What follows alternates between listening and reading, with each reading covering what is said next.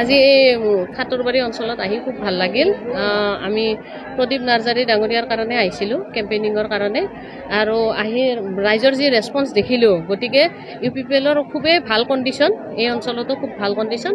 গতিকে আহি থকা সময়ত আমাৰ UPPL দলে সম্পূৰ্ণ জিকি পেলাই চৰকাৰ গঠন কৰিব বুলি আশাবাদী। আমি ৰাইজক এটাই কথা ক'ম যে আপোনালোকে চাই পেলাই বিবেক ভোট দিয়ক। 4.5 বছৰত কি কাম কৰিছে তাৰ ওপৰত ভিত্তি কৰি আপোনালোকে ভোট দিয়ক। আমি হকছে ভোট খুজিছোঁ, যে এনেকুৱা নহয় যে আমি কাৰোবাক প্ৰলোভন দি পেলাই আমি ভোট বিচাৰিব বিচৰা নাই। আমাৰ দলৰ ফালৰ পৰা আমি অধিকাৰেৰে ভোট বিচাৰিছোঁ যে 4.5 বছৰত যিমানখিনি ষ্টাৰ্ট কৰিব লাগে সম্পূৰ্ণ কাম কৰিব নোৱাৰিলেও আমি প্ৰত্যেকটো কামৰে মানুহ যেনেকুৱাকৈ বীজ ৰোপণ কৰা, বীজ ৰোপণ কৰিছে, শান্তি প্ৰতিষ্ঠা হৈছে, আৰু বিভিন্ন ধৰণৰ আঁচনি যিবিলাকে আমাৰ যিহেতু আমাৰ বেছিভাগ মানুহ সাধাৰণ মানুহ, তেওঁলোকক উপলক্ষে বিভিন্ন ধৰণৰ আঁচনি আৰু ল'ৰা ছোৱালীবিলাকৰ শিক্ষা দীক্ষাৰ ক্ষেত্ৰত প্ৰমোদ বৰে বহুত ভাল কাম কৰিছে।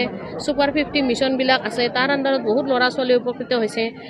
পিক মিছন আৰু ছাগলী পালন, গাহৰি পালন, মুৰ্গী পালন, সেনেকুৱা ধৰণৰ বিভিন্ন ধৰণৰ আঁচনি যিবিলাকে সাধাৰণ মানুহবিলাকক উপকৃত কৰিব, তেনেকুৱা ধৰণৰ আঁচনিবিলাক লৈছে, যাৰ ফলত ৰাইজৰ যথেষ্ট উপকৃত হ'ব।